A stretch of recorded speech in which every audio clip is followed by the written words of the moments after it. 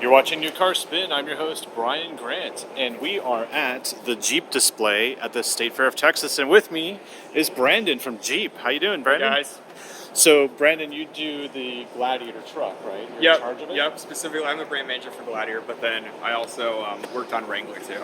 Okay. And what's so special about this Wrangler? So this is our Jeep Wrangler EcoDiesel. So this has a 3-liter turbocharged diesel engine in it. This is the first time we've ever put a diesel engine in Wrangler. Okay. And it's going to be the most fuel efficient Wrangler ever, and also have the best driving range in one tank of fuel of any Wrangler ever. Nice. So this is something that our enthusiasts have been asking for just about as often as they've been asking for a new Jeep pickup truck. So it's very exciting to finally give this to them, a diesel engine in a Wrangler. Awesome. And as you know, like 3 weeks ago, I drove the Etorque, which is the 4-cylinder gas one, which had like 270 horsepower.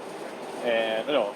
What did it have? 270 horsepower, 295 pound-feet of torque. Okay, and here, what are we putting out? 442 pound-feet of torque. Nice. Which is just going to be monstrous when you're off-roading, doing any sort of rock crawling, to have that much torque at your disposal.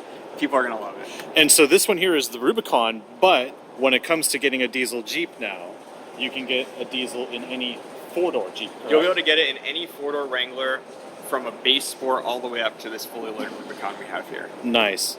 And what are the specific differences like between the diesel and the gas? So what is design-wise or special sauce or something? Maybe a little tidbit?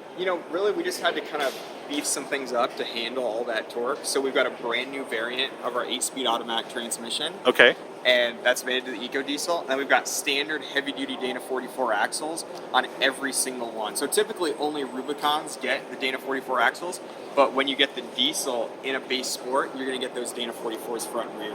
Okay. And a 373-to-1 axle ratio.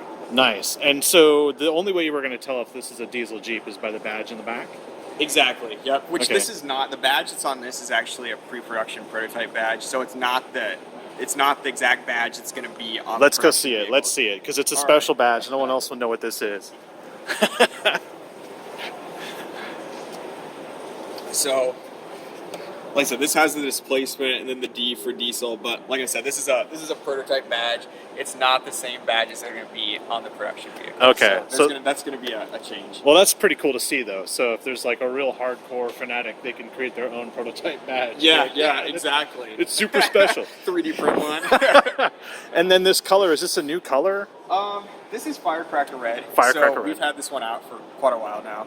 It's one of our, goes with our Skittle colors, we like to call them, right? Yellow, orange, red, green, yellow, blue. Okay. And then you have the Willis in the background, right? So the Yes. Willys is that's a 2-door, but you can get a 4-door of that. Correct. You can get it in both 2-door and 4-door. With the diesel. Um. I'm sure of Yes. it. Yes. Yeah. Yes. With a diesel. Cool. And then I guess before I wrap this up, I mean, I've done the Etorque review. You can check that on my channel, New Car Spin. I've actually done a recording of Brandon's speech about the launch, and that's going to be on my channel, Diesel Drives.